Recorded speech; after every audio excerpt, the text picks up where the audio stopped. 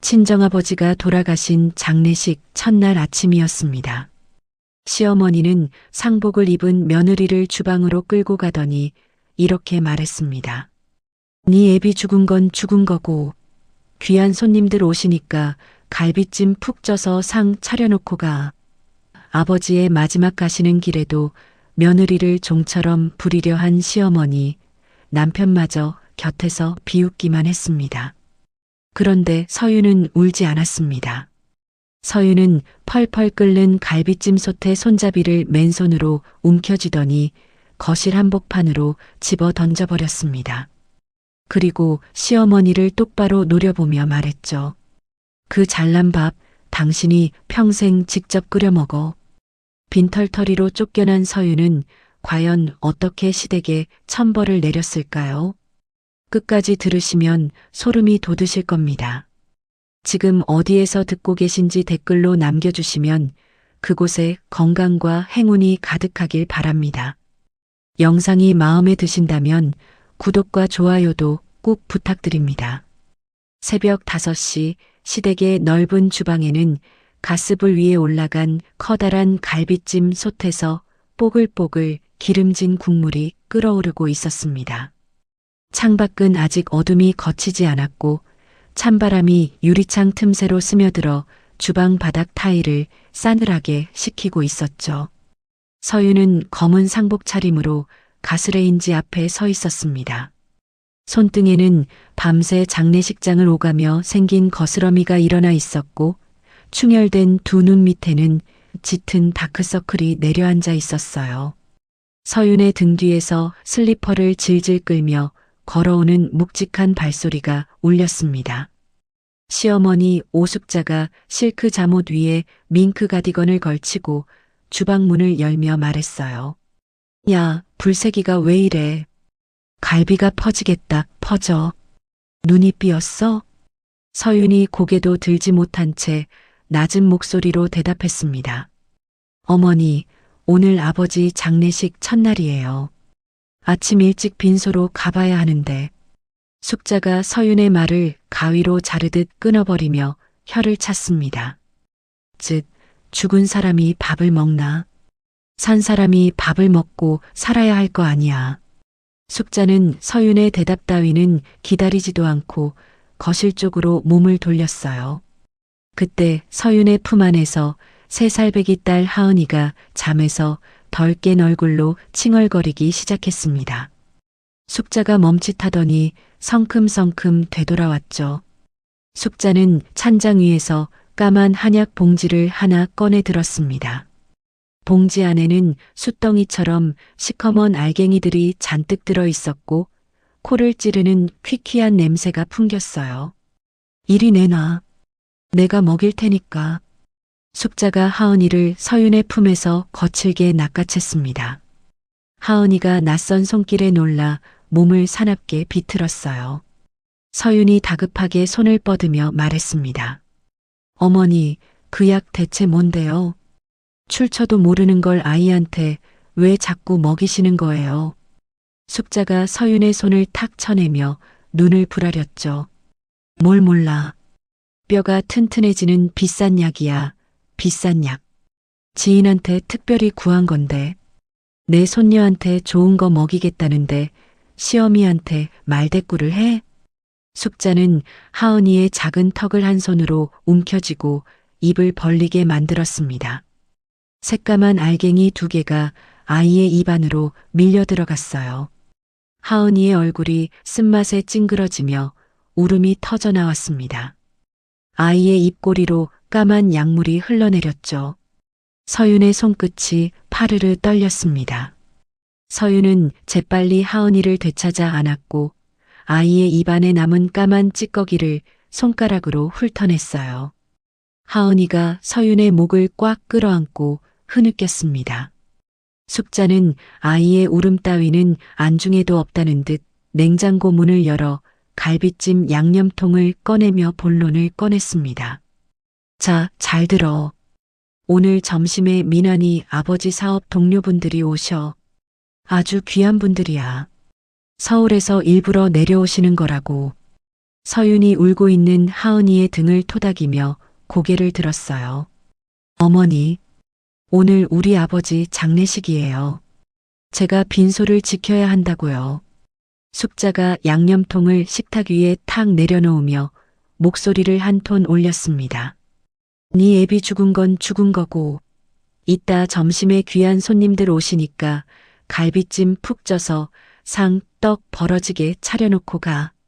잡채에 전에 국까지 12시 전에 다 돼 있어야 해. 알았어? 서윤의 동공이 흔들렸습니다. 그 말이 서윤의 귓속을 뚫고 머릿속 깊은 곳까지 파고들었어요. 턱 근육이 돌처럼 단단하게 굳었고 코끝이 시뻘겋게 달아올랐습니다. 방금 뭐라고 하셨어요? 서윤의 목소리가 가늘게 떨리고 있었죠. 숙자는 서윤의 변화를 알아채지 못한 채 가디건 소매를 탈탈 털며 돌아섰습니다. 귀 멀었어? 상 차리랬잖아. 밥 한 번 제대로 못 해놓으면 그때는 나한테 혼나, 진짜. 서윤은 가스레인지 위에서 뽀글뽀글 끓고 있는 갈비찜 솥을 내려다보았습니다. 커다란 무쇠솥 안에서 기름진 국물이 펄펄 끓으며 뜨거운 증기를 내뿜고 있었어요. 서윤은 하은이를 조심스럽게 주방 구석 의자에 내려놓았습니다. 아이의 이마에 입술을 가만히 대었다가 뗐죠. 그리고 천천히 가스레인지 앞으로 걸어갔습니다. 서윤의 맨손이 무쇠솥에 뜨거운 손잡이를 움켜쥐었어요. 지글거리는 열기가 손바닥을 태웠지만 서윤은 이를 악물었습니다. 뭐 하는 거야, 이년아. 숙자의 비명이 터졌습니다. 서윤은 있는 힘을 다해 무거운 무쇠솥을 번쩍 들어 올렸어요. 팔뚝의 핏줄이 불끈 솟아올랐습니다. 서윤은 그대로 몸을 돌려 거실을 향해 솥을 내던졌죠. 쾅! 솥이 거실 한복판 대리석 바닥에 뒤집어지며 귀가 먹먹해질 만큼 굉장한 굉음이 울렸습니다. 기름진 갈비찜 국물이 사방팔방으로 튀어 벽지를 적셨고 끈적한 양념이 하얀 소파 위로 줄줄 흘러내렸어요. 갈비 덩어리들이 바닥 곳곳에 나뒹굴며 번들거리는 기름 자국을 남겼습니다. 숙자가 기겁하며 뒷걸음질 쳤죠. 실크 잠옷 위에 갈비찜 국물이 튀어 얼룩이 번졌고 숙자의 입이 벌어진 채 다물어지지 않았습니다. 소란을 듣고 2층에서 내려온 남편 민환이 거실의 참상을 보며 얼어붙었어요. 야, 서윤아, 너 지금 미쳐. 서윤이 민환의 말을 끊으며 숙자를 똑바로 노려보았습니다. 서윤의 눈에서는 눈물이 마르고 없었고 대신 서늘한 빛이 감돌았죠. 귀한 손님? 우리 아빠 마지막 가시는 길보다 귀한 손님이 세상에 어딨어. 서윤의 목소리가 주방 전체를 꽉 채웠습니다. 그 잘난 밥 당신이 평생 직접 끓여 먹어. 나는 이제 안 해. 숙자의 얼굴이 하얗게 질렸어요. 평생 고분고분하기만 하던 며느리의 입에서 이런 말이 나올 줄은 상상도 못한 표정이었습니다. 이 인연이 감히 시어미한테. 숙자가 손을 번쩍 들어 올렸습니다. 서윤은 눈 하나 깜짝하지 않고 숙자의 손목을 정확하게 잡아내렸어요. 다시는 이 손으로 우리 하은이 얼굴에 손대지 마. 다시는. 숙자의 손목에서 서윤의 손가락이 떨어져 나갔습니다. 민환이 겁먹은 눈으로 서윤을 바라보며 한 발 뒷걸음질 쳤어요. 서윤은 거실 한편 선반 위에 놓여있던 친정아버지의 유품 상자를 열었습니다. 상자 가장 위에 갈색으로 빛바랜 낡은 가죽 다이어리 한 권이 놓여 있었죠. 서윤은 아무 말 없이 그것을 집어 자신의 가방 안에 쑤셔 넣었습니다. 서윤은 하은이를 의자에서 안아 올려 품에 꼭 안았어요. 현관을 향해 걸어가는 서윤의 팔을 민환이 잡아챘습니다. 야, 어디 가는 거야? 엄마한테 당장 무릎 꿇고 사과부터 해. 서윤이 민환의 손을 뿌리치며 눈을 마주쳤죠. 민환의 손가락이 허공을 움켜쥐었습니다. 비켜. 내 앞에서 당장 비켜. 서윤은 현관문을 박차고 나섰어요. 등 뒤에서 숙자의 날카로운 악다구니가 쏟아졌습니다. 야, 이년아. 다시는 이 집 문턱에 발도 못 들여놓을 줄 알아. 죽어도 못 들어와. 서윤은 단 한 번도 뒤돌아보지 않았습니다. 꼿꼿한 등을 세운 채 대문을 지나 골목으로 나섰죠. 택시를 잡아탄 서윤은 창밖을 바라보았습니다. 이른 아침 거리에 가로등 불빛이 희미하게 흔들리고 있었어요. 서윤의 손바닥에는 뜨거운 솥 손잡이를 잡으며 생긴 시뻘건 화상 자국이 선명하게 남아 있었습니다. 서윤은 그 손을 꽉 쥐었죠. 손톱이 화상 위를 파고들었지만 서윤의 표정에는 미동조차 없었습니다. 장례식장에 도착한 서윤은 아버지의 영정사진 앞에 무릎을 꿇었어요. 문상객 하나 없이 텅 빈 빈소였습니다. 국화꽃 향이 쓸쓸하게 떠돌았고 형광등 불빛만이 차갑게 내리쬐고 있었죠. 서윤이 영정사진 속 아버지의 얼굴을 올려다보았습니다. 참았던 눈물이 두 볼을 타고 흘러내렸어요. 아빠, 미안해.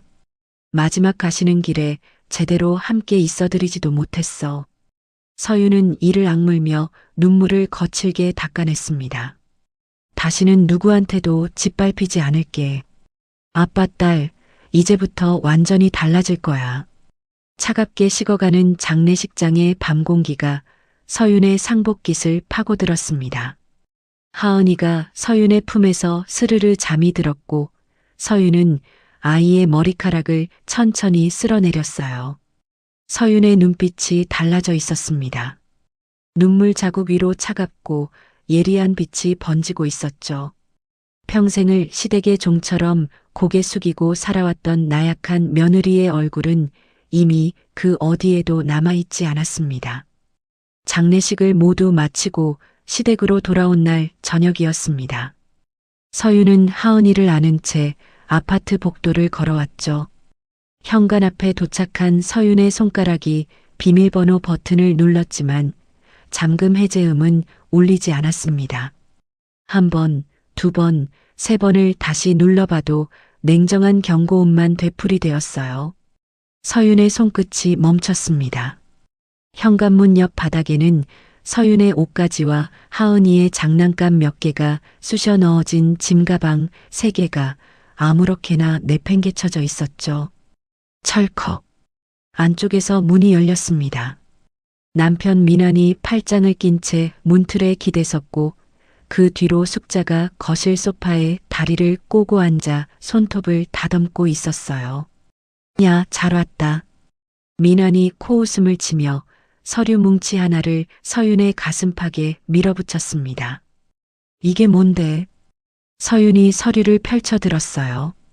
서윤의 눈동자가 빠르게 흔들렸습니다. 서류에는 서윤이 몰래 엄청난 빚을 졌다는 거짓 차용증 사본과 함께 서윤이 시집 올 때 가져온 전세금 3천만 원이 숙자의 통장으로 이체된 명세서가 찍혀 있었죠. 어머니, 이게 무슨 짓이에요? 이건 제 돈이에요. 제가 모은 전세금이라고요. 서윤의 목소리가 떨렸습니다. 소파에서 일어선 숙자가 느릿느릿 걸어오며 입꼬리를 올렸어요. 내 돈? 증거 있어? 다 우리 집 생활비로 쓴 거야. 감사하게 생각해. 이건 도둑질이에요. 제 명의 통장에서 빼간 거잖아요. 서윤이 악을 쓰자 숙자가 손가락으로 서윤의 이마를 퉁 찍으며 내려다보았습니다. 도둑질? 시집살이 하면서 먹고 자고 한 게 공짜인 줄 알았어? 밥값이야, 밥값. 민환이 서윤의 어깨를 거칠게 밀쳤어요. 시끄러워. 나가. 오늘부터 이 집에 내 자리는 없어. 나가라고? 밤에 애를 데리고 어디로 가라는 거야? 서윤이 민환의 팔을 잡았지만 민환은 서윤의 손을 뿌리치며 짐가방들을 복도로 걷어찼습니다. 그건 네가 알아서 할 일이지. 빚쟁이 주제에 눈치 좀 챙겨. 숙자가 현관문 앞까지 나와서 서윤을 내려다보며 쏘아붙였어요. 꼬라지하고는 친정 애비 죽더니 갈 데도 없지? 그러게 시어미한테 잘할 것이지. 퍽! 현관문이 닫혔습니다. 서윤은 닫힌 문 앞에서 한동안 서 있었어요. 복도 형광등이 지직거리며 깜빡였고 하은이가 서윤의 목을 끌어안은 채 작은 목소리로 칭얼거렸습니다. 서윤의 무릎이 꺾였죠. 차가운 복도 바닥에 주저앉은 서윤의 어깨가 떨리기 시작했습니다. 하지만 이를 악물고 눈물을 삼킨 서윤은 짐가방 3개를 끌어안으며 천천히 일어섰어요. 그날 밤 서윤은 보증금 없이 월세 20만 원만으로 들어갈 수 있는 변두리 시장 골목의 지하 단칸방을 겨우 구했습니다. 반지하도 아닌 완전한 지하였죠. 녹슨 철문을 열고 들어서자 축축한 곰팡내가 코를 찔렀어요. 벽지는 곳곳이 들떠서 까맣게 곰팡이가 피어 있었고 천장 구석에서는 수도관이 찔끔찔끔 물을 흘리고 있었습니다. 장판은 냉기를 머금고 있어서 맨발을 딛는 순간 뼛속까지 한기가 스며들었죠. 형광등은 반쪽만 켜졌고 어둑한 방 안에서는 환기구 너머로 골목의 쓰레기 냄새가 쉴 새 없이 밀려 들어왔습니다. 서윤은 짐가방에서 꺼낸 얇은 이불 한 장을 장판 위에 깔고 하은이를 눕혔어요. 그런데 하은이의 이마가 불처럼 뜨거웠습니다. 체온계를 대어보니 40도가 넘는 고열이었죠. 하은아, 하은아. 엄마 좀 봐. 눈 떠봐. 서윤이 다급하게 아이의 볼을 쓸어내렸어요. 하은이가 간신히 눈을 떴지만 초점이 흐릿했고 까만 입술 사이로 끙끙 앓는 소리만 새어나왔습니다. 서윤의 뇌리에 숙자가 아이의 입에 밀어넣던 시커먼 한약 알갱이들이 떠올랐어요. 출처도 모르는 그 까만 약을 아이가 벌써 여러 번이나 먹은 거였죠. 설마 그 약 때문에. 서윤의 심장이 쿵 내려앉았습니다. 당장 병원에 데려가야 했지만 지갑 안에 남은 돈은 10,000원짜리 2장과 1,000원짜리 몇 장뿐이었어요. 서윤은 수건에 찬물을 적셔 아이의 이마 위에 올렸습니다. 하은이의 작은 손이 서윤의 손가락을 힘없이 쥐었죠. 서윤의 눈에서 뜨거운 눈물이 줄줄 흘러내렸어요. 소리를 내면 아이가 놀랄까봐 이불을 입에 물고 어깨를 들썩이며 소리 죽여 오열했습니다. 바로 그 시각이었죠. 서울 시내 최고급 한우 오마카세 레스토랑의 프라이빗 룸에서 숙자와 민환이 마주 앉아 있었습니다. 테이블 위에는 금박이 올라간 한우 코스 요리와 값비싼 샴페인 병이 줄줄이 놓여 있었어요. 숙자가 샴페인 잔을 높이 들어 올리며 입꼬리를 늘어뜨렸습니다. 며느리년 패물이랑 전세금 합치니까 꽤 쏠쏠하네. 역시 돈은 굴릴 줄 알아야 해. 민환이 한우 한 점을 입에 넣으며 킥킥거렸죠. 그러게. 벌써 빈털털이 됐을 텐데 꼬라지 볼만하겠다. 숙자가 샴페인을 한 모금 들이키며 콧바람을 내쉬었습니다. 전현이 감히 갈비찜 솥을 엎어? 평생 밥 빌어먹게 될 거야. 두고 봐. 두 사람의 잔이 짤그랑 부딪히는 소리가 화려한 조명 아래로 울려 퍼졌어요. 같은 시간 지하 단칸방에서 하은이의 열이 조금씩 내려가기 시작했습니다. 서윤은 밤새 찬물 수건을 갈아가며 아이 곁을 지켰죠.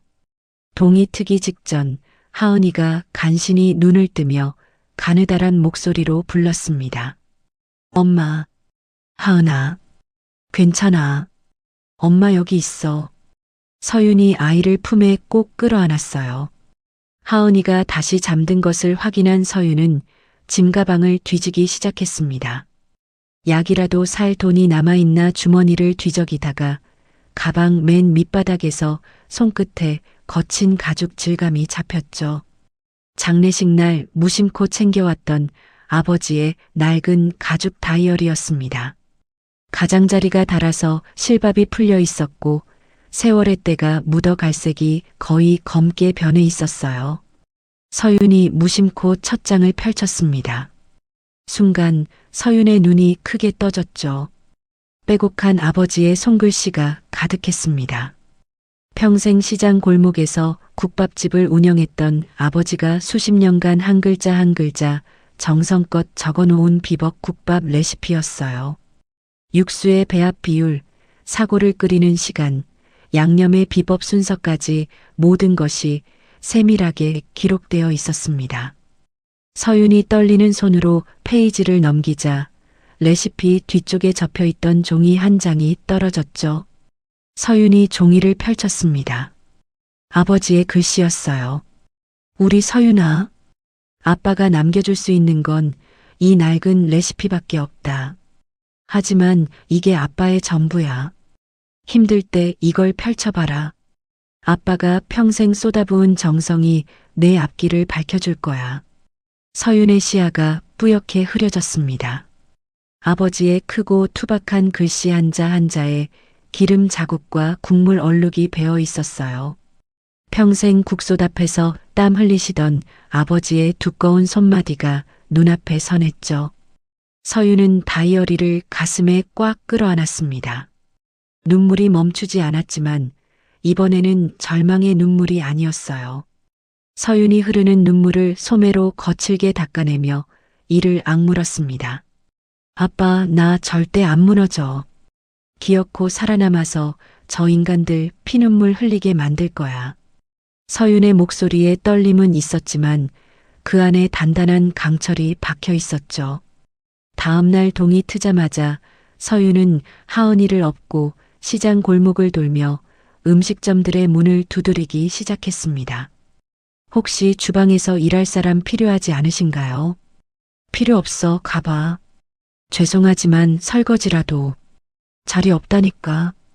10군데, 20군데, 30군데를 넘도록 돌아오는 대답은 한결같았어요. 등에 업힌 하은이가 칭얼거릴 때마다 서윤의 발걸음은 더 빨라졌습니다. 해가 뉘엿뉘엿 기울어갈 무렵 시장 외곽에 자리 잡은 허름하지만 제법 규모가 있는 국밥집 앞에서 서윤의 발이 멈췄죠. 은숙이네 국밥이라고 적힌 간판 글씨가 반쯤 벗겨져 있었습니다. 서윤이 조심스럽게 문을 열고 들어서자 주방에서 커다란 국솥을 저으며 땀을 닦고 있던 중년 여성이 고개를 돌렸어요. 뭐야, 손님 아니면 나가. 퉁명스러운 목소리의 주인이 최은숙이었습니다. 서윤이 하은이를 업은 채 허리를 깊이 숙였어요. 주방일 뭐든 하겠습니다. 설거지도 좋고 청소도 좋아요. 부탁드립니다. 은숙이 서윤의 모습을 위아래로 훑어보았습니다. 등에 업힌 아이, 부르튼 손등, 충혈된 눈, 그리고 간절한 눈빛을 말없이 살폈죠. 은숙은 한참을 뜸을 들이더니 국자로 주방 한 구석의 설거지 자리를 턱 끝으로 가리켰습니다. 거기 서서 그릇이나 닦아. 일 못하면 바로 쫓아낼 거야. 서윤의 입술이 떨렸어요. 고개를 깊이 숙이며 목이 메인 목소리로 말했습니다. 감사합니다. 정말 감사합니다. 서윤은 하은이를 주방 구석 빈 의자에 조심스럽게 내려놓고 곧바로 산처럼 쌓인 그릇 더미 앞에 섰어요. 뜨거운 국솥에서 피어오르는 하얀 수증기가 서윤의 얼굴을 감쌌습니다. 서윤의 가슴 안쪽에서 무언가가 꿈틀거리기 시작했죠. 가방 속 아버지의 낡은 다이어리가 묵직한 무게로 서윤의 등을 받치고 있었습니다. 서윤이 은숙의 국밥집에서 주방 보조로 일하기 시작한 지 한 달이 지났습니다. 매일 새벽 4시에 일어나 사골뼈를 씻고 점심 장사가 끝나면 산더미 같은 그릇을 닦았죠.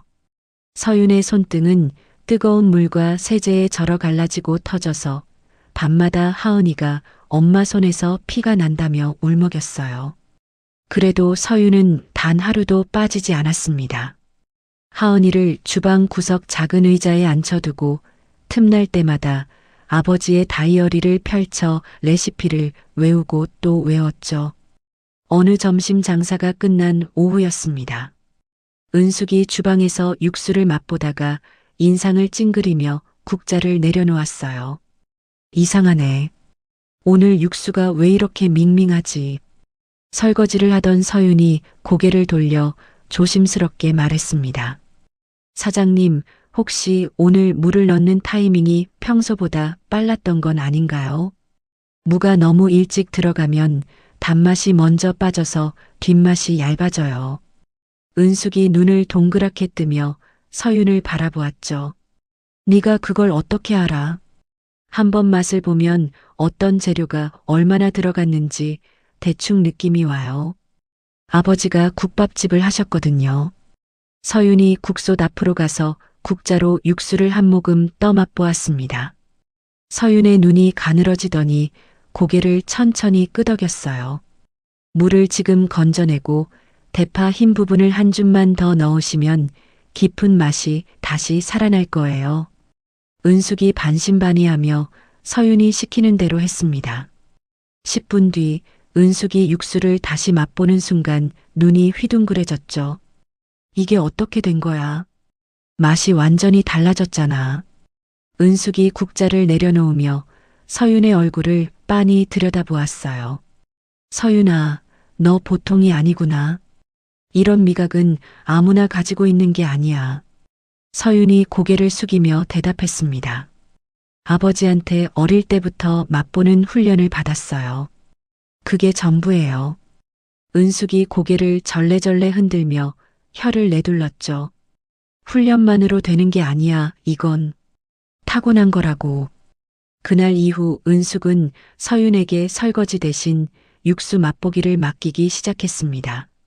서윤의 손을 거쳐간 육수는 하루가 다르게 깊어졌고 단골 손님들이 국물 맛이 확 좋아졌다며 엄지를 치켜 세웠어요.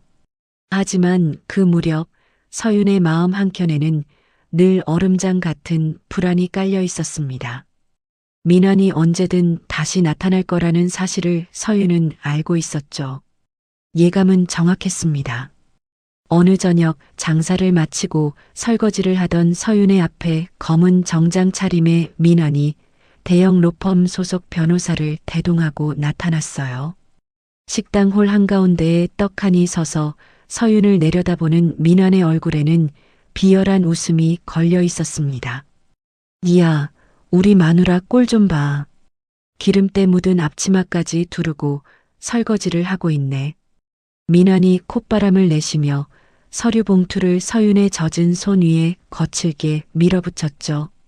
서윤이 봉투를 열었습니다. 안에는 이혼 소장과 양육권 박탈 가처분 신청서가 들어 있었어요. 서윤의 손가락 끝이 서류 위에서 미세하게 떨렸습니다. 민환이 한 발 다가서며 목소리를 낮췄죠. 양육권 뺏기기 싫으면 이혼 소장에 순순히 도장 찍어. 빈털터리 주제에 무슨 수로 애를 키워. 서윤의 턱이 단단하게 굳었습니다. 민환 옆에 선 변호사가 서류를 펼치며 차갑게 덧붙였어요. 경제적 양육 능력이 부족하다고 판단되면 법원은 아버지 측 손을 들어줄 가능성이 높습니다. 현명하게 판단하시죠. 서윤의 주먹이 앞치마 안에서 꽉 쥐어졌습니다.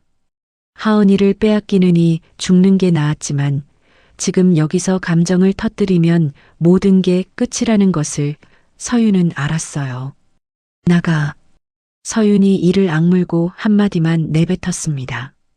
민환이 비웃으며 손가락으로 서윤의 이마를 톡 찍었어요. 빈말 마. 한 달 안에 도장 안 찍으면 법정에서 보자고. 그때 가서 울어봐야 소용없어. 민환이 변호사와 함께 식당 문을 나서는 뒷모습을 서윤은 매서운 눈으로 쏘아보았습니다. 등 뒤에서 누군가 거친 발소리를 내며 다가왔죠. 은숙이 주방에서 국자를 들고 뛰쳐나와 민환이 사라진 문 밖을 향해 소리쳤습니다. 이 나쁜 놈의 자식이 남의 가게에 찾아와서 행패야. 다시 한번 얼씬거려봐. 그때는 국자로 대갈통을 쪼개버릴 줄 알아. 은숙이 소금 한 줌을 움켜쥐고 문 밖으로 힘껏 뿌렸어요. 거친 소금 알갱이들이 골목 바닥 위로 흩어졌습니다. 은숙이 돌아서며 서윤의 손에서 구겨진 서류를 빼앗아 갈기갈기 찢어버렸죠. 쓰레기 같은 종이 따위 신경 쓰지 마. 양육권은 무조건 네가 지켜야 해. 알았어? 서윤이 찢어진 서류 조각들을 내려다보며 나직이 말했습니다. 사장님, 저 양육권 지키려면 돈이 있어야 해요. 압도적으로 많은 돈이요. 은숙이 서윤의 어깨를 두 손으로 잡았어요. 그러니까 내 실력을 증명해. 요리로. 서윤은 고개를 끄덕였습니다. 그날 밤 장사가 끝난 텅 빈 주방에 서윤만 남았어요. 가스불을 켜고 아버지의 다이어리를 펼쳐놓은 서윤은 식당의 기본 육수에 자신만의 재료 배합을 더해 실험을 시작했습니다. 한 숟가락 맛보고 고개를 젓고 재료를 바꾸고 다시 맛보기를 수십 번 반복했죠. 새벽 3시 서윤이 마지막으로 완성한 육수를 한 모금 머금었습니다. 서윤의 눈이 천천히 커졌어요. 입안에서 깊고 진한 감칠맛이 겹겹이 퍼져나갔습니다. 이거다. 서윤이 중얼거렸습니다. 다음 날 아침 출근한 은숙이 솥 안의 육수를 맛보는 순간 국자를 떨어뜨렸어요. 서윤아, 너 이걸 혼자 만든 거야? 네. 아버지 레시피를 바탕으로 제 방식대로 바꿔봤어요. 은숙이 한동안 입을 다물지 못하다가 서윤의 손을 덥석 잡았습니다. 이 육수는 돈이 돼. 큰 돈이. 한편 서윤이 식당에서 실력을 꽃피우는 동안 민환과 숙자는 서윤의 일거수일투족을 감시하기 위해 흥신조 직원을 식당 근처에 붙여놓았어요. 골목 건너편 편의점 앞에 야구 모자를 눌러 쓴 남자가 하루 종일 서성거리는 것을 서윤은 사흘 만에 알아챘습니다. 서윤은 속이 뒤집어졌지만 표정 하나 바꾸지 않았죠. 오히려 철저하게 평범한 주방 보조인 척 연기하며 시댁의 눈을 속였어요. 실험은 한밤중에만 흥신소 직원이 교대하는 새벽 1시 이후에만 진행했습니다. 그러던 어느 날 서윤은 재료를 가지러 들어간 식당 창고 구석에서 먼지가 소복하게 쌓인 채 방치되어 있던 고장난 구형 CCTV 한 대를 발견했어요. 전선이 끊어져 있었고 렌즈에는 거미줄이 쳐져 있었습니다. 서윤의 눈빛이 날카롭게 빛났죠. 서윤은 은숙에게도 알리지 않고 퇴근 후 몰래 동네의 전자기기 수리점 기술자를 불렀습니다. 서윤은 그 기술자에게 사정을 이야기하며 부탁했어요. 이 CCTV를 완벽하게 고쳐주세요. 매장 전체가 찍히도록 사각지대 없이 설치해야 해요. 기술자가 밤새 작업한 끝에 구형 CCTV는 완벽하게 되살아났습니다. 서윤은 그것을 창고 선반 위 먼지 쌓인 물건들 사이에 렌즈만 살짝 보이도록 은밀하게 재설치해 두었죠. 겉에서 보면 여전히 고장나서 버려진 물건처럼 보였지만 안에서는 빨간 불빛 하나 없이 조용히 녹화가 돌아가고 있었어요. 서윤은 혼자서 모니터 화면을 확인한 뒤 고개를 끄덕였습니다. 홀 전체와 주방 입구, 뒷문까지 빠짐없이 잡히고 있었죠. 언제 무슨 일이 벌어질지 모르니까. 서윤이 나지막이 중얼거리며 창고 문을 닫았어요. 그 무렵 서윤의 특제 육수가 메뉴에 반영되면서 국밥집의 매출은 하루가 다르게 치솟기 시작했습니다. 한 그릇 먹어본 손님이 다음 날 2명을 데려오고 그 2명이 또 4명을 데려왔죠. 시장 상인들 사이에서 은숙이네 국밥 맛이 완전히 달라졌다는 소문이 퍼졌어요. 매출 장부의 숫자가 가파르게 올라가는 것을 본 은숙이 서윤의 등을 탁 치며 말했습니다. 서윤아, 이 기세면 내일은 건 신메뉴를 내놓을 수 있겠어. 서윤이 뜨거운 국솥의 수증기 너머로 고개를 들며 작게 미소 지었죠. 아직 멀었어요. 좀 더 완벽하게 만들어야 해요.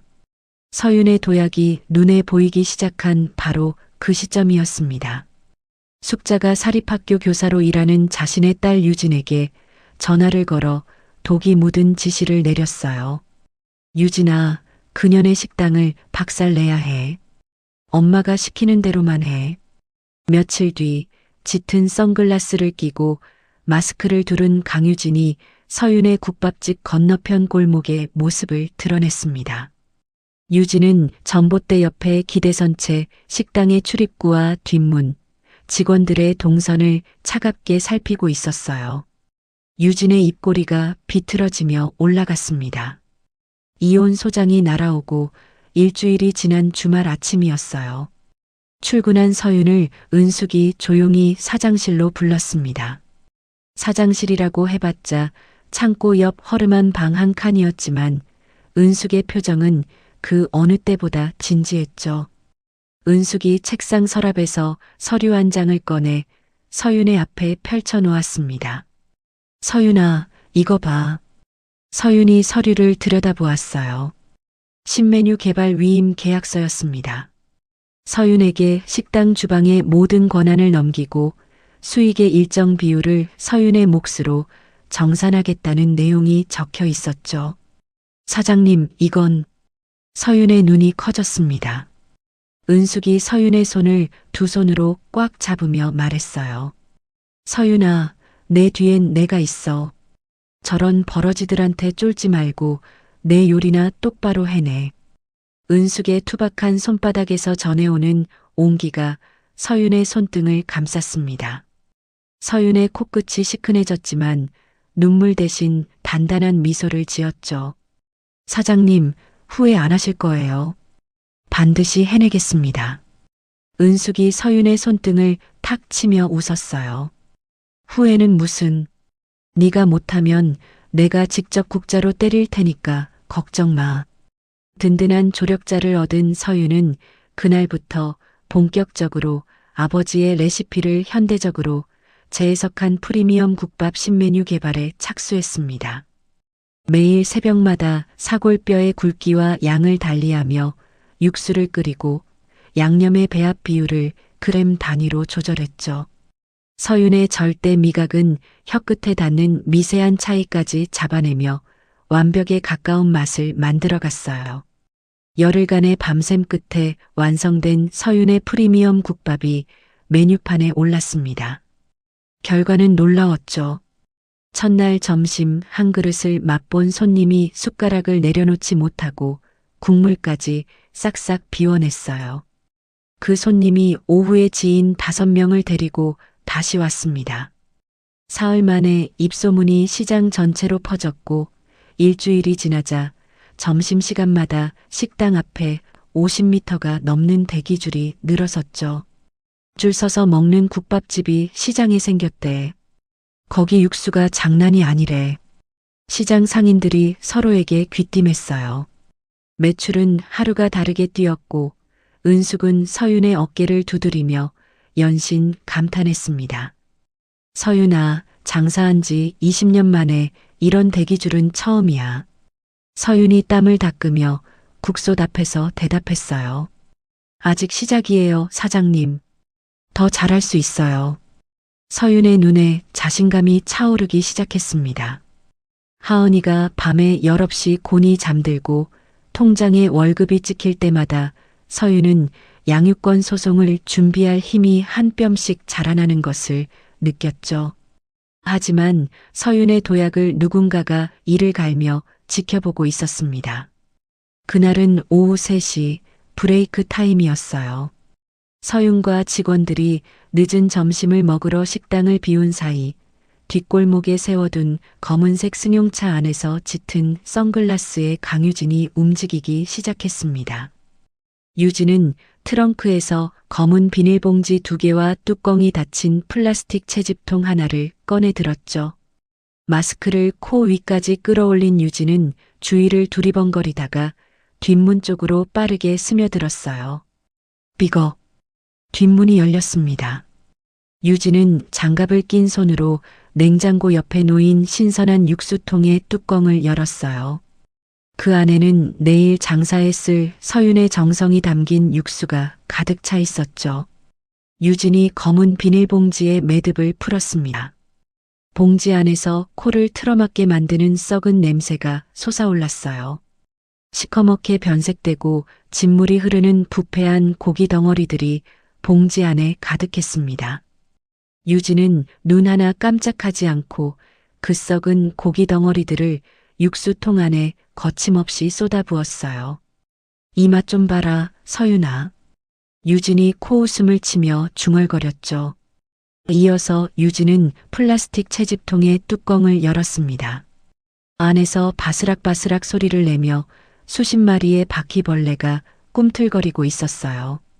유진은 주방 조리대 위 홀 테이블 구석, 찬장 안쪽에 바퀴벌레들을 한 움큼씩 뿌려댔습니다. 갈색 바퀴벌레들이 사방으로 흩어지며 벽과 바닥을 타고 기어다니기 시작했죠. 범행을 마친 유진은 장갑을 벗어 비닐봉지에 쑤셔 넣고 뒷문으로 빠져나왔습니다. 차에 올라탄 유진은 곧바로 관할 구청 위생과에 전화를 걸었어요. 은숙이네 국밥이라는 식당인데요. 주방에 바퀴벌레가 들끓고 고기에서 악취가 나요. 당장 점검 좀 나와주세요. 유진이 전화를 끊으며 선글라스 너머로 식당을 바라보았습니다. 유진의 입꼬리가 잔인하게 올라갔죠. 저녁 5시 저녁 장사를 준비하기 위해 주방으로 돌아온 서윤의 코에 가장 먼저 비릿하고 역겨운 악취가 훅 끼쳤어요. 이 냄새가 뭐야? 서윤이 주방 안으로 들어서는 순간 경악했습니다. 조리대 위로 갈색 바퀴벌레 떼가 줄지어 기어다니고 있었고 육수통 안에서는 부글부글 부패한 가스가 올라오며 구역질 나는 악취를 뿜어내고 있었어요. 은숙이 뒤따라 들어오다가 바닥에 기어다니는 바퀴벌레를 보고 비명을 질렀습니다. 세상에 이게 무슨, 미처 수습할 틈도 없었죠. 식당 문이 벌컥 열리며 구청 위생과 직원 3명이 경찰 2명과 함께 들이닥쳤습니다. 신고 접수된 업소입니다. 주방 점검 나왔습니다. 위생과 직원이 주방으로 성큼성큼 들어서며 바퀴벌레가 기어다니는 조리대와 악취 나는 육수통을 사진으로 찍기 시작했어요. 이건 영업 정지 사유입니다. 당장 처분 들어갑니다. 직원의 단호한 목소리에 은숙이 다급하게 달려들었죠. 아니, 잠깐만요. 우리 식당이 원래 이런 데가 아니에요. 누가 일부러 넣은 거라고요. 현재 상태로만 판단합니다. 변명은 이해 신청으로 하세요. 위생과 직원이 냉정하게 잘라 말했습니다. 식당 밖 상황은 더 심각했어요. 소문을 듣고 몰려든 유튜버 서너 명이 휴대폰 카메라를 식당 안으로 들이밀며 실시간 방송을 시작했습니다. 여러분, 지금 보시는 이 식당에서 바퀴벌레가 발견되었습니다. 구경꾼들이 우르르 모여들어 식당 앞이 아수라장이 되었죠. 서윤은 엉망이 된 주방 한가운데 서서 2주먹을 부르르 떨었습니다. 한 달간의 밤샘, 매일 새벽의 땀, 아버지의 레시피에 담긴 정성이 순식간에 무너져 내리는 것만 같았어요. 서윤의 동공이 흔들렸습니다. 은숙이 서윤의 팔을 잡으며 울먹였죠. 서윤아, 어떡해. 이러다 진짜 문 닫게 되는 거 아니야? 무너질 듯 비틀거리던 서윤의 시선이 주방을 넘어 창고 쪽으로 향했습니다. 창고 선반 위 먼지 쌓인 물건들 사이에 은밀하게 자리 잡은 구형 CCTV의 렌즈가 어둠 속에서 서윤을 향해 조용히 빛나고 있었어요. 서윤의 흔들리던 동공이 멈췄습니다. 서윤의 입가에 서늘한 미소가 번졌죠. 위생과 직원이 가방에서 영업 정지 처분서를 꺼내 식당 출입문에 붙이려는 순간이었어요. 잠깐만요. 서윤의 목소리가 아수라장이 된 식당 안을 꿰뚫었습니다. 위생과 직원의 손이 멈췄죠. 서윤은 주방을 가로질러 창고 안으로 성큼 들어갔어요.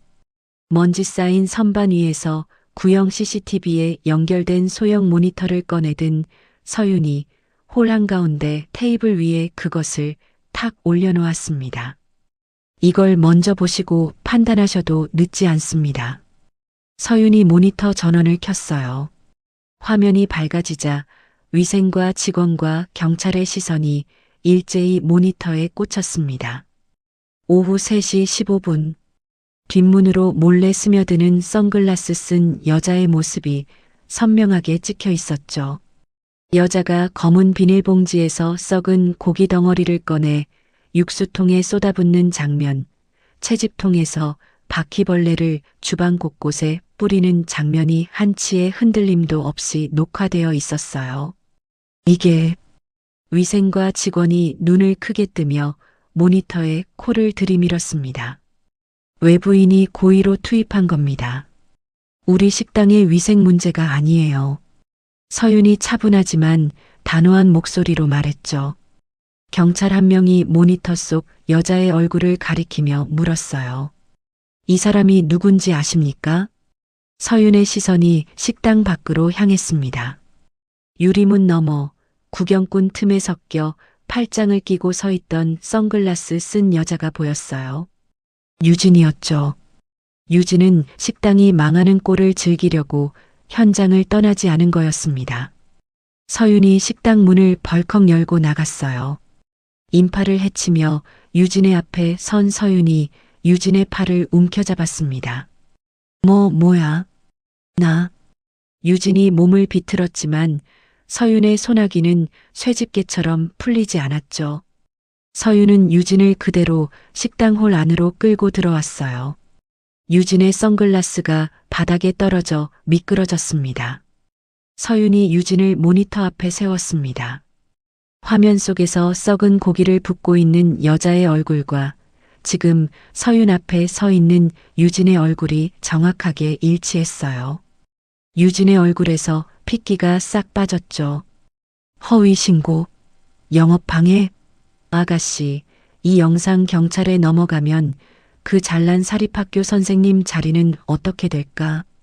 서윤의 목소리는 얼음장처럼 차가웠습니다. 이건 오해야. 나 아니거든. 영상 조작한 거 아니야? 유진이 악을 쓰며 발버둥쳤어요. 서윤이 주머니에서 휴대폰을 꺼내 스피커폰 버튼을 눌렀습니다. 녹음 파일이 재생되기 시작했죠. 형, 바퀴벌레 한 50마리면 돼요? 썩은 고기는 제가 미리 구해놓을게. 유진의 목소리였어요. 그래, 위생과 신고는 내가 타이밍 맞춰서 넣어줄 테니까 너는 브레이크 타임에 넣고 빠져.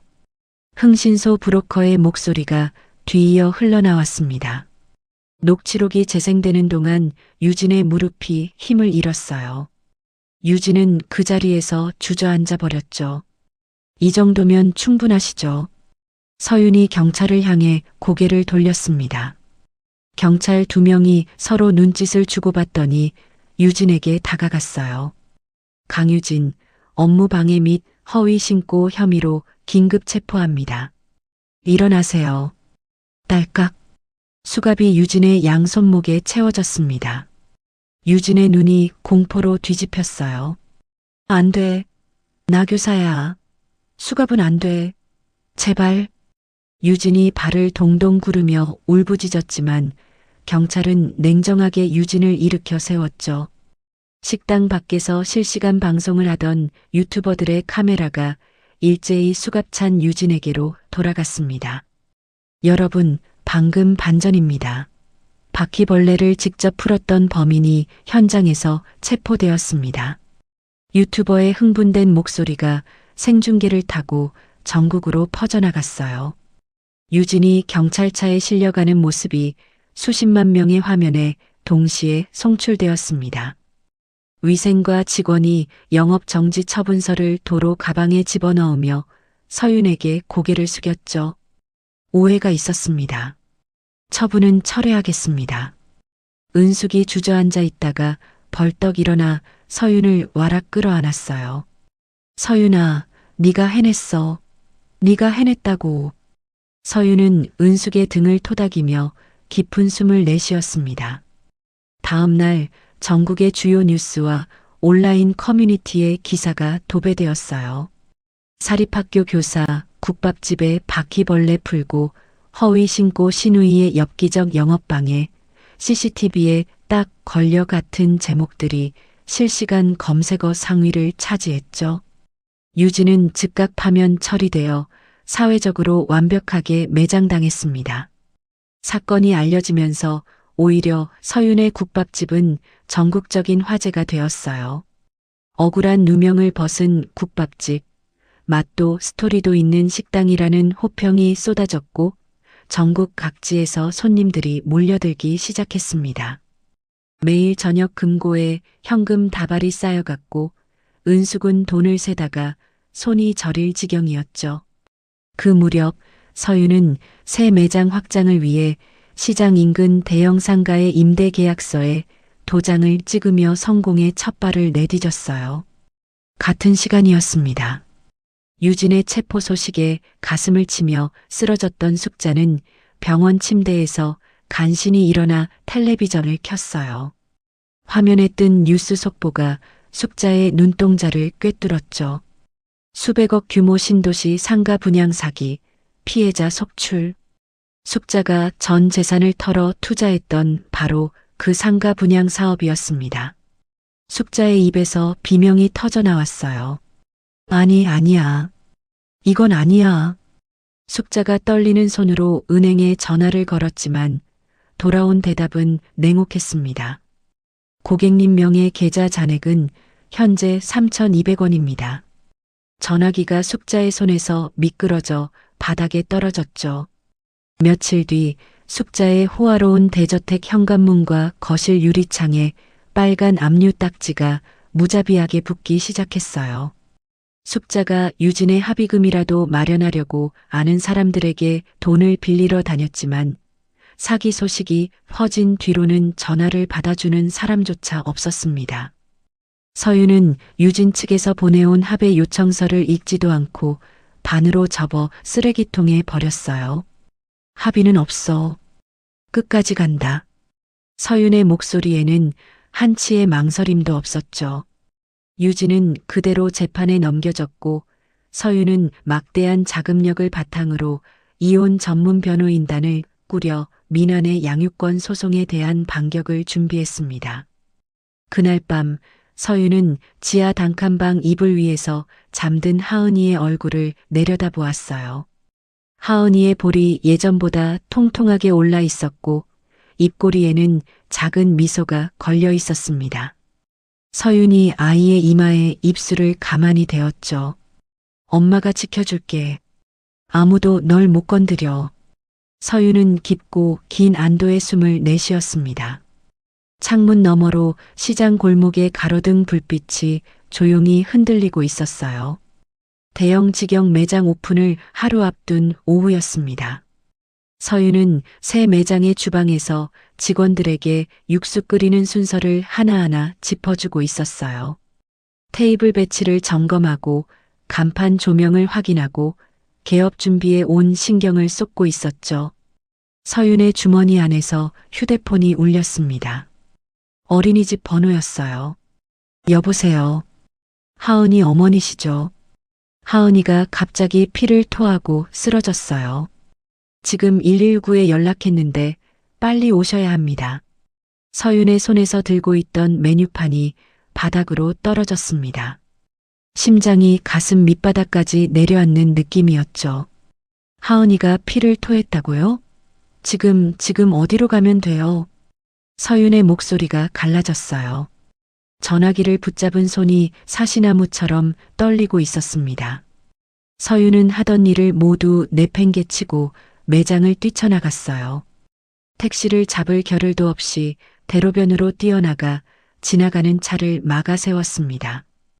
대학병원 응급실까지 가는 20분이 20년처럼 길었죠.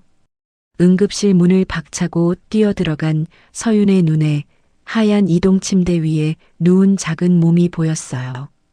하은이의 얼굴이 종이장처럼 하얗게 질려 있었고 입꼬리에는 아직 붉은 핏자국이 마르지 않은 채 남아 있었습니다. 간호사 2명이 아이의 팔에 주사 바늘을 꽂고 있었죠. 하은아. 서윤이 침대 옆으로 달려갔어요. 하은이의 손이 축 늘어져 있었고 감긴 눈꺼풀이 파랗게 실핏줄을 드러내고 있었습니다. 보호자분이시죠? 아이가 중환자실로 올라갑니다. 지금 상태가 많이 위중해요. 간호사의 말에 서윤의 다리가 풀렸어요. 중환자실 유리창 너머의 풍경은 서윤의 가슴을 칼로 도려내는 것 같았습니다. 산소호흡기가 하은이의 코와 입을 덮고 있었고 가느다란 팔뚝에는 수액줄이 2개나 꽂혀 있었어요. 생명유지장치의 삐 하는 규칙적인 경고음이 복도에 울려 퍼졌죠. 서윤은 유리창에 양손바닥을 짚고 이마를 갖다 대었습니다. 하은아, 엄마 여기 있어. 눈 떠봐. 제발. 서윤의 입술에서 흘러나오는 목소리가 갈갈이 찢어져 있었어요.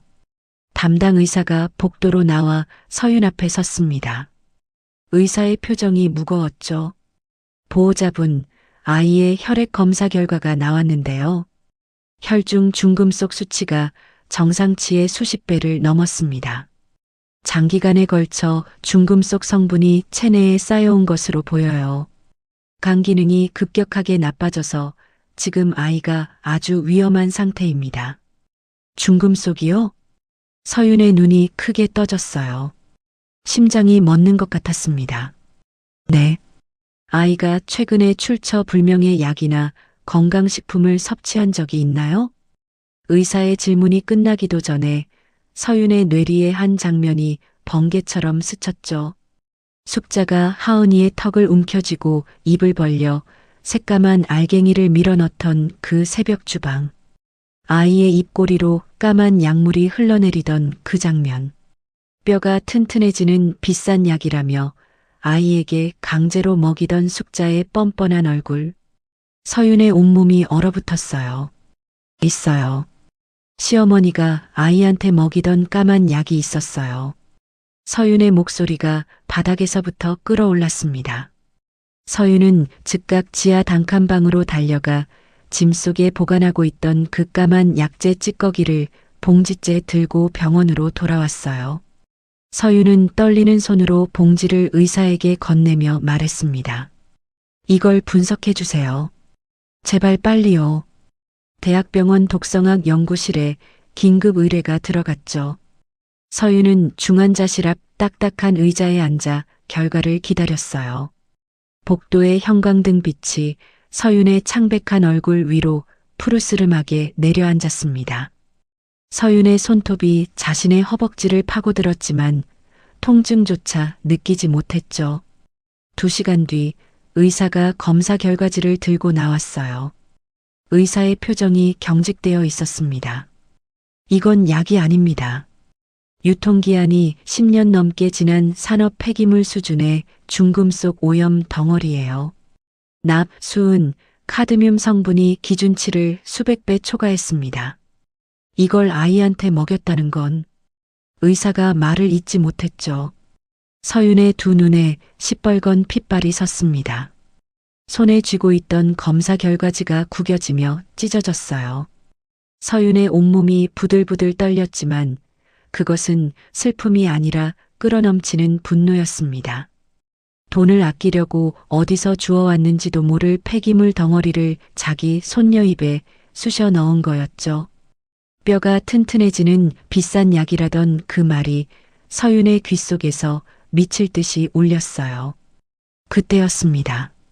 병원 로비의 자동문이 열리며 민환이 성큼성큼 걸어 들어왔어요. 민환의 손에는 서류 봉투가 들려 있었습니다. 서윤아. 민환이 서윤 앞에 서며 서류를 내밀었죠. 애가 이렇게 아픈데 네가 키울 수 있겠어? 양육권 포기 각서야. 여기 서명해. 그러면 내가 애 치료비를 대줄게. 서윤은 민환의 얼굴을 올려다보았습니다.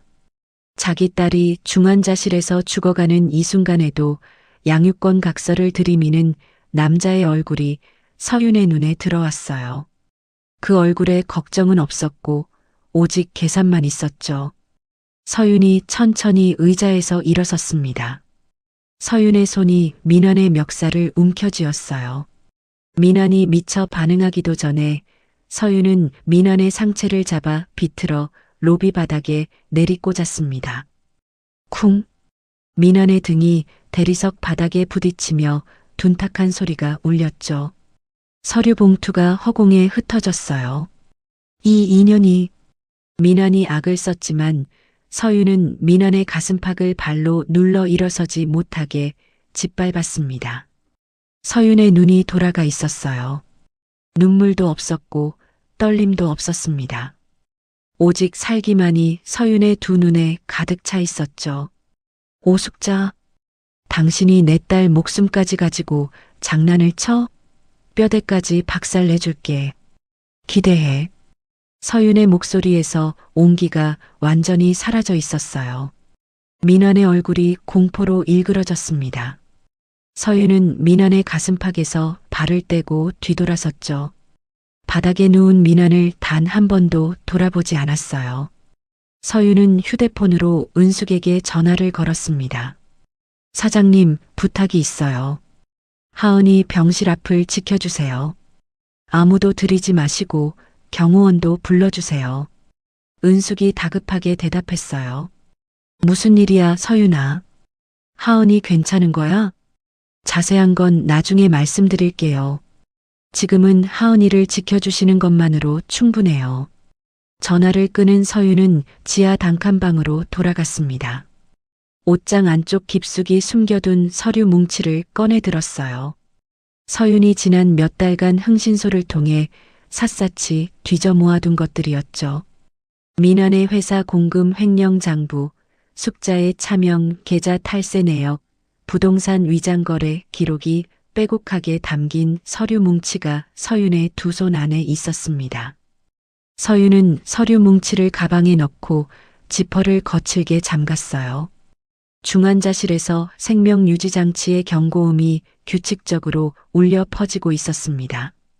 서윤은 유리창 너머 누워있는 하은이를 한번 바라보았죠. 서윤의 입술이 실처럼 얇게 다물렸어요. 서윤은 몸을 돌려 병원 출구를 향해 걸어갔습니다. 서윤의 발걸음은 검찰청과 국세청을 향하고 있었죠. 서윤의 가방 안에서 서류 뭉치가 묵직한 무게로 어깨를 눌렀지만 서윤의 등은 한치도 구부러지지 않았어요. 기적이 일어났어요.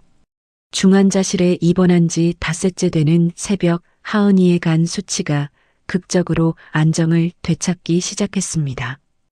의식을 회복한 하은이가 가느다란 목소리로 엄마를 부르는 순간 서윤은 침대 옆에서 아이의 손을 잡은 채 소리 없이 눈물을 쏟았죠. 엄마, 배고파. 그래, 우리 하은이. 엄마가 맛있는 거 해줄게. 많이 먹자. 서윤이 아이의 이마에 입술을 대며 웃었어요. 하은이가 일반 병실로 옮겨진 것을 확인한 서윤은 은숙과 경호원에게 병실을 맡긴 뒤 곧장 움직였습니다. 그날 오전 서윤은 검찰청 민원실의 문을 열었어요.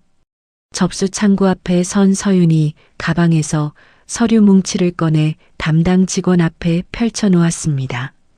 시댁 식구들의 횡령 증거와 차명 탈세 장부입니다. 전부 원본이에요. 서류를 훑어보던 직원의 눈이 커졌죠. 이건 금액이 상당한데요. 잠깐만 기다려 주십시오. 서윤은 같은 날 오후 국세청에도 숙자의 차명 계좌 내역과 부동산 위장 거래 기록 사본을 접수했어요. 서윤의 서류 뭉치 안에는 민환이 재직 중인 회사의 공금을 빼돌린 횡령 장부, 숙자가 자녀 명의와 지인 명의로 분산해 놓은 탈세 내역, 그리고 두 사람이 서윤의 전세금을 가로채는 과정에서 작성한 허위 차용증까지 빠짐없이 들어 있었습니다. 이틀 뒤 검찰과 국세청의 합동조사가 전격적으로 시작되었죠. 이른 아침 숙자의 대저택 앞에 검은 차량 4대가 줄줄이 멈춰 섰어요. 검찰 수사관과 국세청 조사관들이 일제히 차에서 내려 대문을 두드렸습니다. 오숙자 강민환. 압수수색 영장입니다. 문 여세요. 숙자가 잠옷 차림으로 허겁지겁 현관문을 열었죠. 조사관들이 거실로 밀고 들어왔어요. 이게 무슨 짓이에요? 영장도 없이 남의 집에. 숙자가 악을 썼지만 수사관이 영장을 숙자의 코앞에 들이밀며 차갑게 말했습니다. 영장 여기 있습니다. 비켜주시죠. 조사관들은 거실 벽장 안에 숨겨져 있던 금고를 전동 드릴로 열어젖혔어요. 금고 안에서 현금 다발, 금목걸이와 금반지가 담긴 보석함, 차명 부동산 문서들이 쏟아져 나왔습니다. 조사관들이 증거물을 하나하나 박스에 담아 밖으로 나르기 시작했죠. 2층에서 내려온 민환이 거실의 참상을 보고 얼굴이 하얗게 질렸어요. 잠깐만요. 이건 다 오해입니다. 저는 아무것도 모릅니다.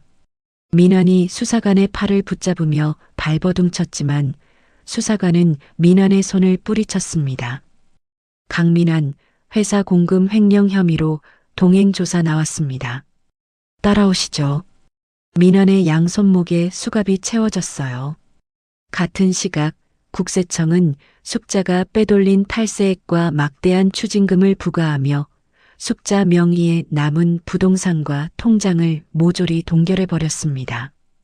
경찰서 취조실에 끌려온 민환은 의자에 앉자마자 태도를 바꿨죠. 변호사 불러주세요. 할 말이 있습니다.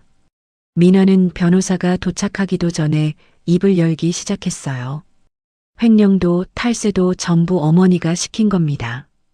어머니가 돈을 빼돌리라고 했고 며느리 전세금 빼는 것도 어머니 짓이었어요. 저는 시키는 대로 했을 뿐이에요. 민환의 자술서가 검찰에 넘어갔습니다. 검찰은 즉각 숙자에 대한 구속영장을 청구했죠. 숙자가 취조실에 끌려온 날 민환이 자신에게 모든 죄를 뒤집어 씌웠다는 사실을 전해 들은 숙자의 얼굴이 시뻘겋게 달아올랐어요. 그 자식이 뭐라고 했어? 숙자가 의자에서 벌떡 일어나 소리쳤습니다. 며칠 뒤 검찰청 대질조사실이었어요. 수갑을 찬 민환과 숙자가 긴 테이블을 사이에 두고 마주 앉았습니다. 검사가 민환의 자술서를 숙자 앞에 펼쳐놓았죠. 숙자가 자술서를 읽어내려가는 동안 손끝이 부들부들 떨렸어요. 마지막 줄까지 읽은 숙자의 고개가 천천히 올라갔습니다. 숙자의 눈이 민환을 향해 꽂혔죠. 민환아, 네가 애미한테 이럴 수가 있어? 숙자의 목소리가 갈라졌어요. 민환이 고개를 돌리며 입술을 깨물었습니다. 사실이잖아. 다 엄마가 시킨 거잖아. 엄마가 위장 이혼시키고 돈 빼돌리라고 했잖아. 왜 나한테 덤터기를 씌워? 민환이 테이블을 주먹으로 내리치며 악을 썼죠. 숙자의 얼굴이 일그러졌어요.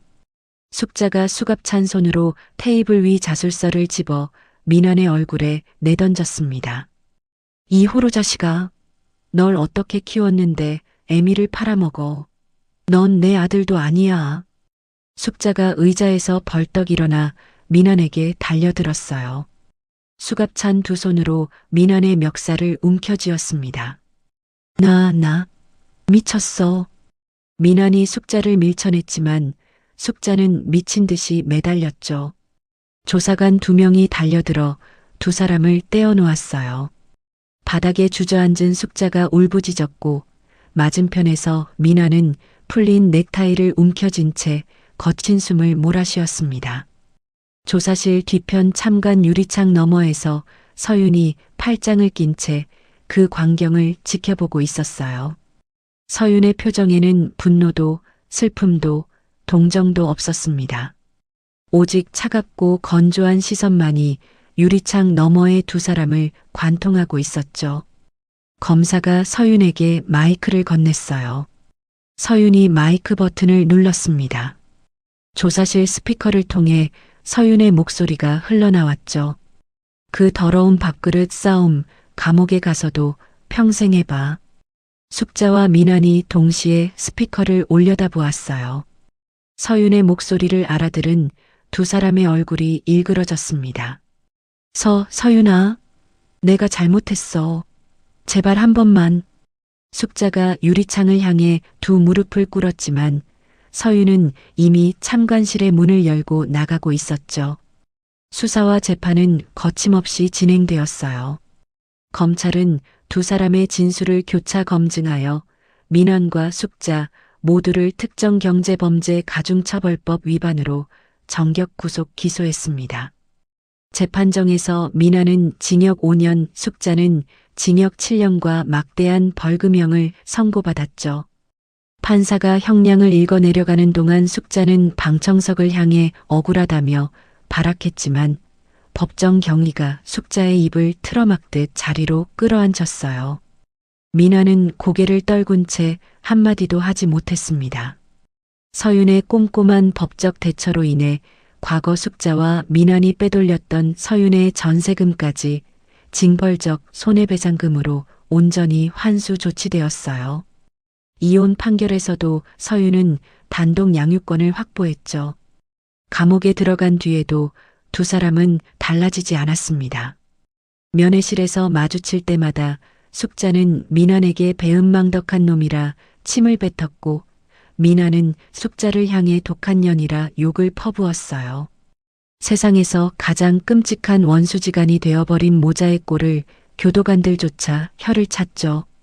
하은이의 건강이 완전히 회복된 날 오후 서윤은 병원 퇴원 수속을 마치고 하은이의 손을 잡았어요. 병원 로비를 나서며 서윤이 깊고 긴 숨을 내쉬었습니다. 오랫동안 가슴 깊이 짓눌려 있던 돌덩어리가 비로소 굴러 떨어지는 느낌이었죠. 하은아, 우리 이제 집에 가자.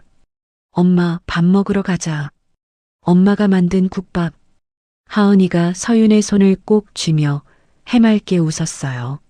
서윤의 눈가에 뜨거운 것이 맺혔지만 입가에는 오랜만에 온기 가득한 미소가 번졌습니다. 수년이 흘렀습니다. 서윤의 이름 석자는 이제 대한민국 외식업계에서 모르는 사람이 없었어요.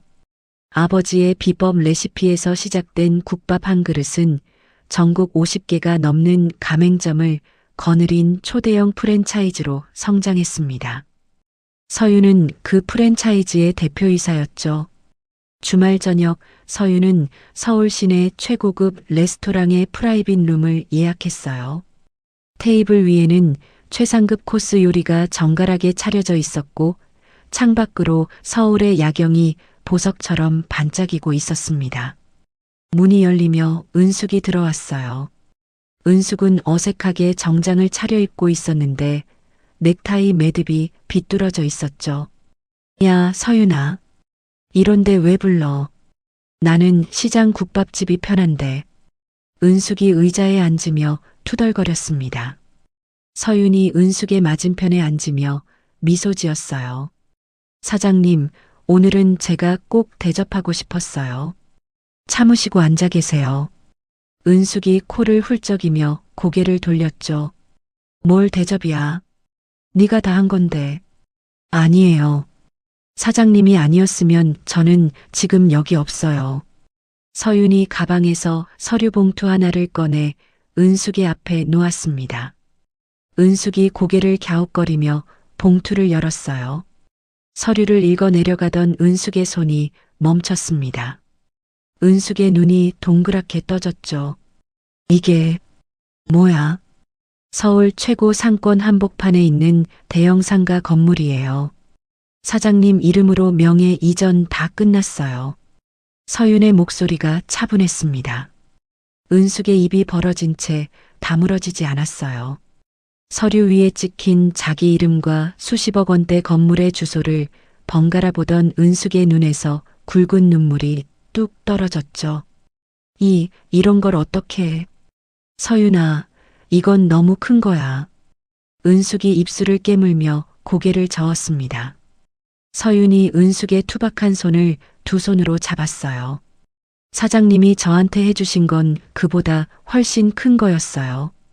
갈 곳 없는 저한테 일자리를 주고 잘 곳을 주고 믿어주셨잖아요. 이건 제 마음의 10분의 1도 안 돼요. 은숙이 서윤의 손을 꽉 쥐며 한참을 말없이 울었습니다. 서윤도 눈시울이 벌겋게 달아올랐지만 입가에는 따뜻한 미소가 걸려 있었죠. 다음 날 아침이었어요. 서울 한강이 내려다 보이는 고급 펜트하우스의 넓은 거실에 따스한 아침 햇살이 쏟아져 들어왔습니다.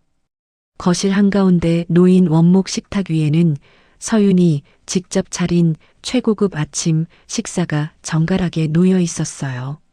따뜻한 온돌이 깔린 넓은 거실 바닥에서 훌쩍 자란 하은이가 맨발로 뛰어왔죠. 엄마, 배고파. 빨리 먹자. 하은이가 의자에 올라앉으며 환하게 웃었습니다. 통통하게 살이 오른 볼이 사과처럼 빨갛게 물들어 있었어요. 서윤이 하은이의 앞접시에 음식을 덜어주며 웃었습니다. 천천히 먹어, 하은아. 오늘 엄마가 특별히 맛있게 했거든. 하은이가 한 숟가락 떠먹더니 눈을 동그랗게 뜨며 소리쳤어요. 엄마, 이거 세상에서 제일 맛있어. 서윤이 하은이의 머리카락을 쓸어넘기며 아이의 이마에 입술을 대었습니다. 넓은 유리창 너머로 한강 위에 아침 햇살이 금빛으로 부서지고 있었죠. 바로 그 시각이었습니다. 서울 외곽의 비좁은 골목 안 페인트가 벗겨진 간판 아래로 악취가 진동하는 고시원 건물이 서 있었어요. 기나긴 형기를 모두 채우고 만기 출소한 숙자와 민환이 좁은 복도를 걷고 있었습니다.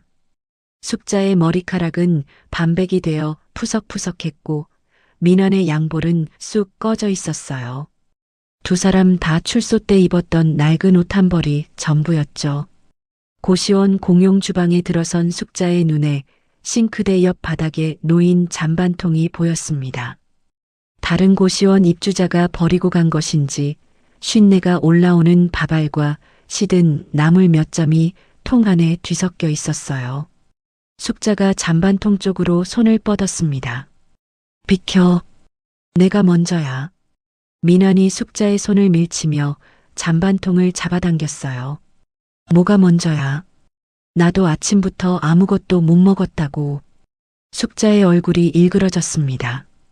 숙자가 민환의 뺨을 힘껏 갈겼어요. 짝! 이 호로 자식이 애미한테 밥그릇까지 빼서 감옥에서도 모자라. 민환이 뺨을 감싸 쥐더니 숙자의 팔을 잡아 바닥으로 밀쳐냈습니다. 숙자가 공용 주방의 더러운 바닥에 넘어져 쓰러졌죠. 밥그릇 싸움은 엄마가 더 잘하잖아. 평생 그것밖에 모르는 사람이. 민환이 잔반통에서 밥알을 손으로 집어 입에 쑤셔 넣었어요. 바닥에 누운 숙자가 민환의 발목을 잡고 늘어지며 울부짖었습니다. 내가 널 어떻게 키웠는데? 이 배은망덕한 놈아. 두 사람의 비명 섞인 다툼 소리가 좁은 고시원 복도에 메아리 쳤어요. 문을 열고 내다보던 옆방 입주자가 혀를 차며 문을 닫아버렸습니다. 펜트하우스의 따뜻한 아침 식탁과 고시원 바닥의 차갑고 비참한 잔반 다툼. 두 풍경은 인과응보라는 네 글자를 이보다 더 선명하게 증명할 수 없었죠. 주말 오전 서윤은 훌쩍 자란 하은이의 손을 잡고 교회로 나섰어요. 따뜻한 봄 햇살이 내리쬐는 야트막한 언덕 위에 친정아버지의 산소가 자리 잡고 있었습니다. 잔디가 새파랗게 돋아난 산소 앞에 무릎을 꿇은 서윤이 가방에서 낡은 가죽 다이어리를 꺼냈어요. 가장자리가 닳고 실밥이 풀린 그 다이어리를 서윤은 비석 위에 소중하게 올려놓았습니다. 아빠, 딸 왔어.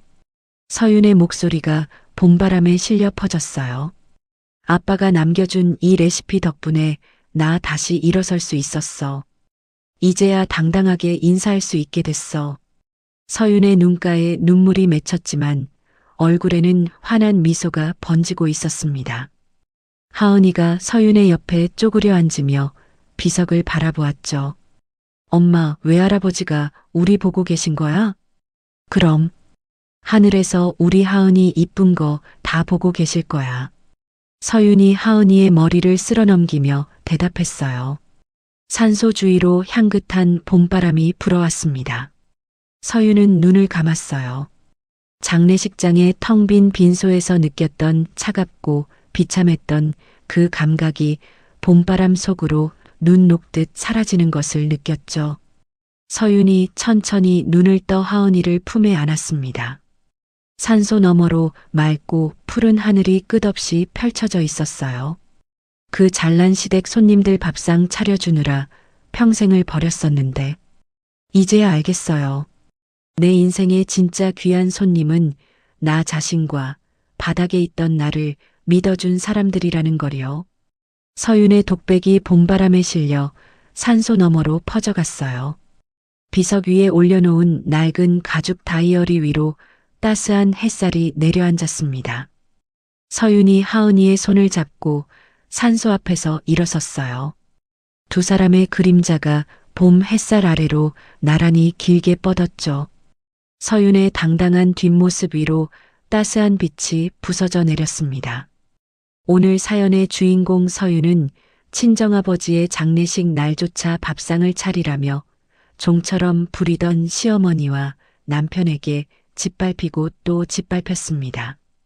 전세금을 빼앗기고 아이와 함께 곰팡이 피는 지하 단칸방으로 내몰렸죠. 하지만 서윤은 무너지지 않았습니다.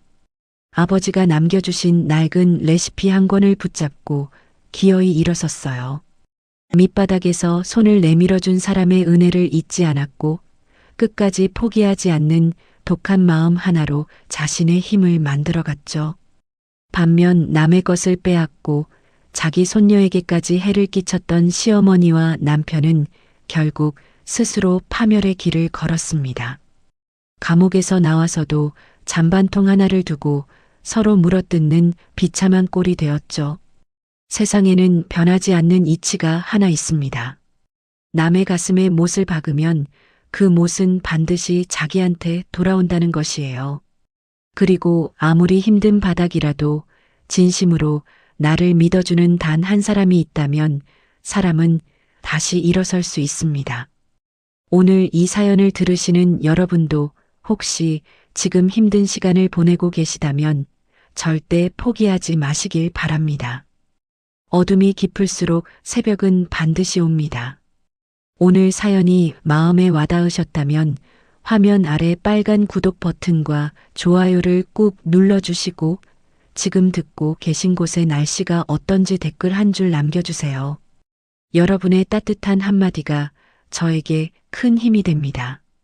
항상 건강하시고 사랑하는 가족과 함께 따뜻한 하루 보내시길 진심으로 기원합니다. 감사합니다.